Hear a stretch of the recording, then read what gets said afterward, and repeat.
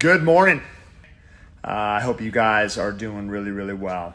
I am going to cover an ombre, a baby boomer. It's something that a lot of people struggle with, so I want to be able to show you guys how you're going to be able to accomplish this. I've done it in the past, but I feel that, every month or so, I like to kind of give you guys an idea on how to fade it in correctly so that it doesn't matter what you're working with, you'll have a really good understanding on how to do it. Let's go ahead and get right into it.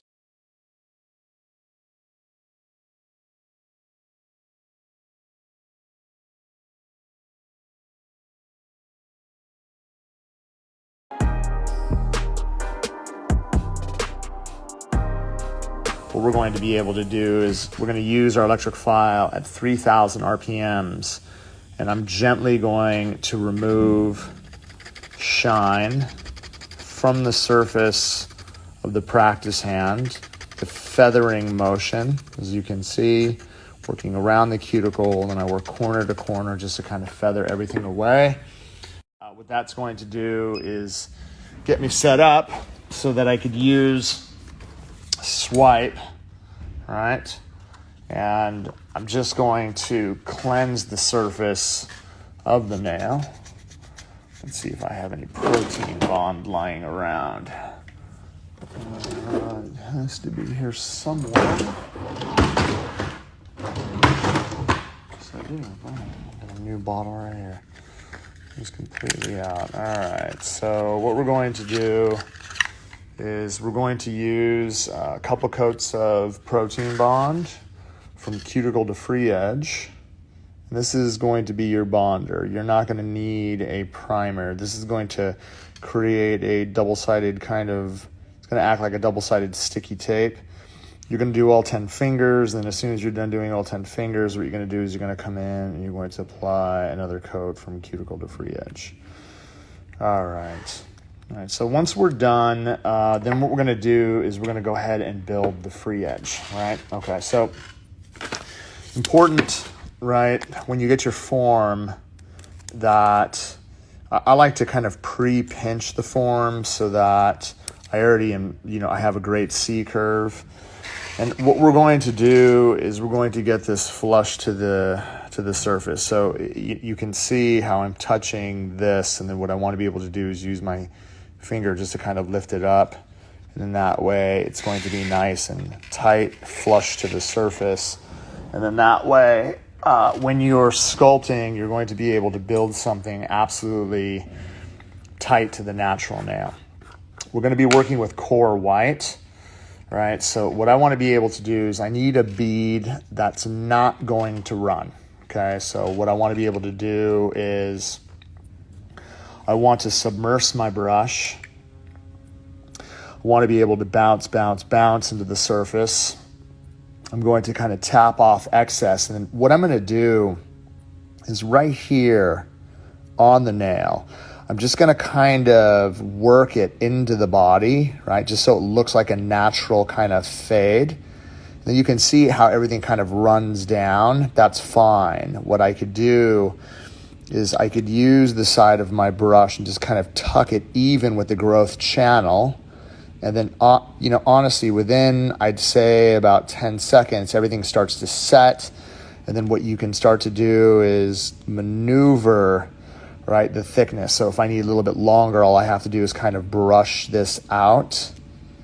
All right, boom, all the way down to the very, very edge, right, to get the shape of desire, right? Okay, so what we're going to do is we're just going to kind of create an extended coffin shape. I'm trying to keep it within the growth channels, as you can see.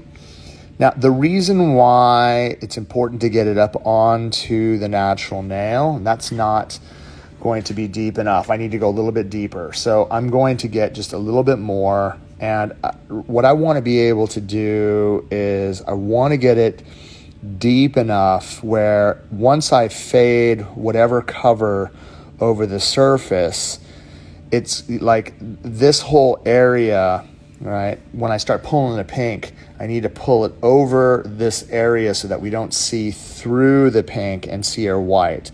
And I'm trying to make it as a natural of a fade as I possibly can. That way, you can see that it's like, you can see how thin it is from the side. You can see the coverage that I have over the surface. So when I apply my pink, as it starts to run down, I'm going to start feathering it from the front edge. And so we're going to go ahead and get some cover pink. Now, it's really important that we get a bead that's going to flow. So I need self-leveling. I'm going to submerge my brush. I'm going to bounce, bounce, bounce, bounce. And then what I want to be able to do is wait. 1, 2, 3, and then around 4 count, I'm going to set this down. I'm going to start to use the tip of my brush to walk around the cuticle area.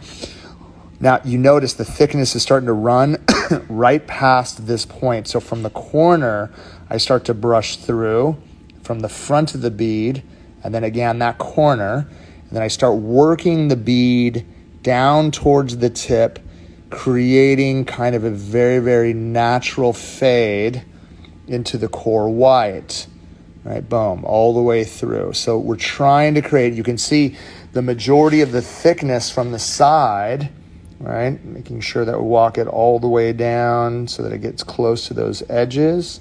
But you can see how a majority of the thickness for the upper arches is covering, got a little piece of glitter in there, right, is covering the white. Now what you can do is you could take a very, very small bead of white, right, very, very small bead. And then what I'm going to do is I'm just going to lightly feather right here in between the pink and the white.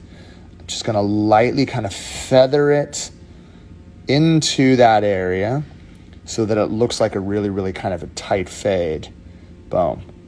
Right? I don't need a lot. And the reason why I don't need a lot, I need to keep space so that I can go ahead and cap with clear.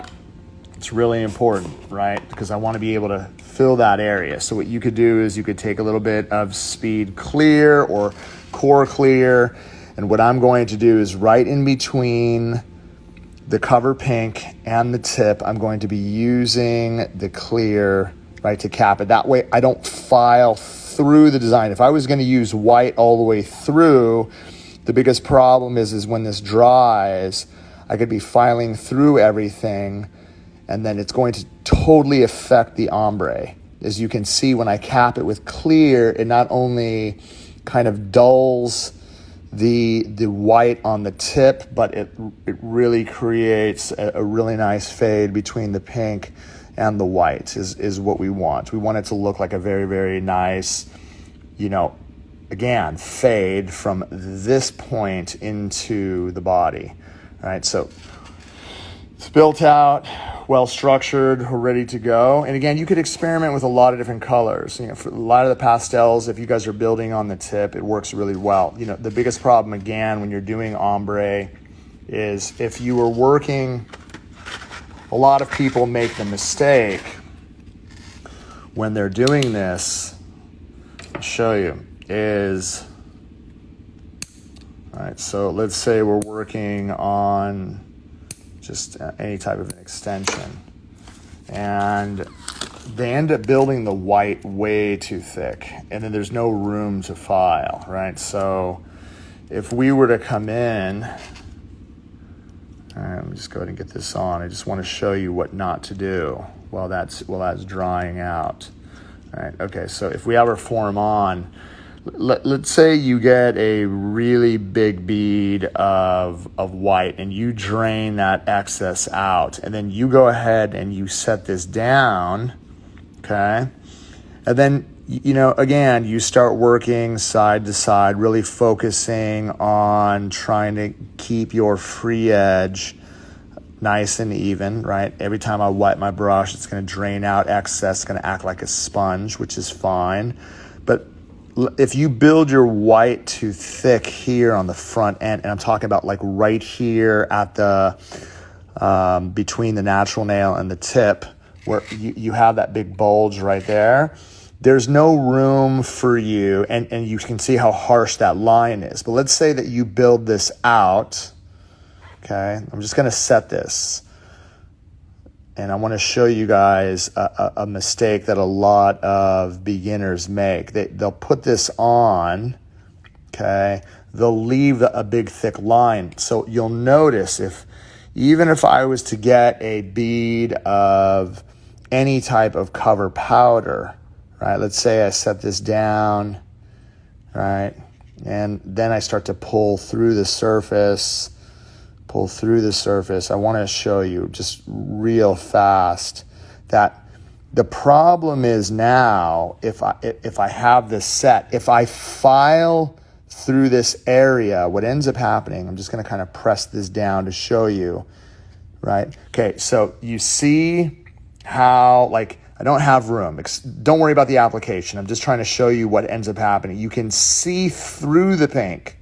See that line? So as I file more away, right, you can see that line all the way through. It doesn't look like it's blended well because the white is too thick, right? So we don't want to end up doing that. If you build the nail like this and you don't have any room and you file it, it's going to look like you just have this straight line across. It's not going to look like it's fading really, really well into the nail, right? So we don't want to create a situation where it's like that. You want it to look like, you really want it to look like the pink is fading into the white, right? So that's it. And then you have room to file, which is really important.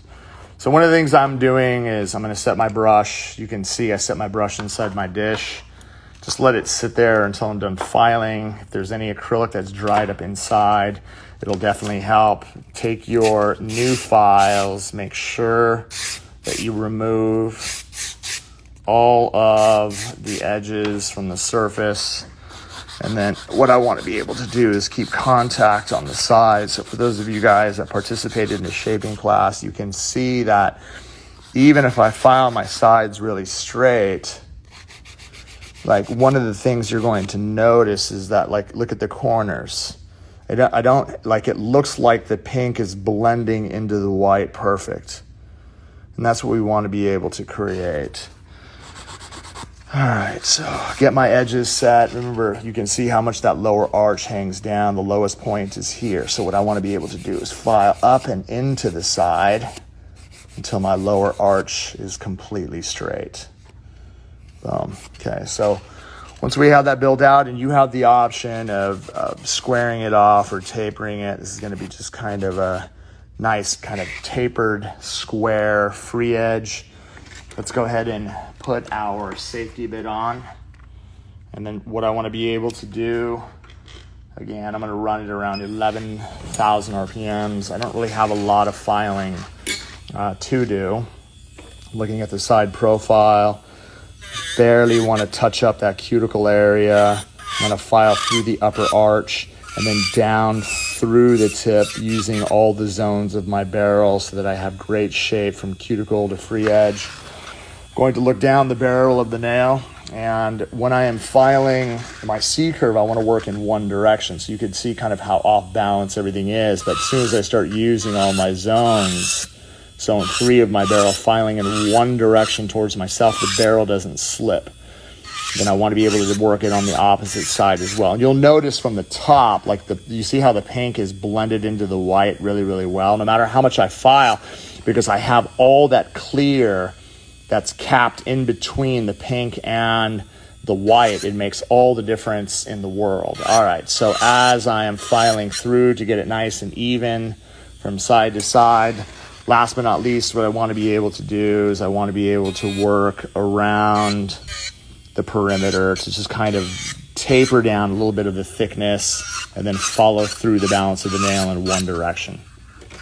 For those of you guys that struggle with your electric file, I could definitely work on putting together a live class. I'll work on that definitely next week. I'll let you guys know when I'm going to do it. Okay, so what I want to be able to do now is I want to be able to use my hand file to come through and then do my final blending, right? So I want to be able to get this cuticle area flush to the nail. We don't want ledges. The If my application's tight, that means I'm going to be spending less time filing around the perimeter of the nail. And all the way through, just to make sure everything is nice and even. And then you're going to notice, right, let me just go ahead and kind of bring this up. Right, last but not least, I want to be able to look here. Okay, so let's go ahead and get this section kind of blended, and then I can make a peace sign. I could rest my file in between my knuckles, and then as I file, oops, let me put this back inside, sorry. As I start to file in one direction, then I don't have to worry about, like, what I'm trying to do is I'm trying to look down the client profile so we could try to get it as even as we can on both sides, right? So if I rest it on top and then I'm just filing down this profile, what I'm going to be able to do is get that tip really, really even. And then you can see, right, from after I'm done kind of filing everything into shape, if I go ahead and remove a lot of the dust from the surface, right, you can see how tight my fade. It's going to look like the pink is actually blending into the white. And that's what we want to be able to create. We want to be able to create an ombre that doesn't look like it has a heartbeat running through. You're going to take protein bond around the edge, all right? I like to just make sure that we're exposing it to the cuticle area, and that way if there is any exposed natural nail, it's going to act like an anchor. That way when you put down your finish gel, then it's really going to bond super well around that cuticle area, making it super tight, right? So if I take finish over the surface, then what we're left with, right, is that. Right? And that's what we want. That's what we want to be able to create. Nice tight ombre between pink and white. That's going to set you up for perfection. All right, sweet. On a note, I just wanted to say a prayer for a good friend of mine, Luis Arturo Rodriguez Flores. Have a safe journey to heaven, my brother. I'll see you when I see you. I love you. Thank you guys for everything. I look forward to seeing you soon. And again, thank you. Love you. Peace.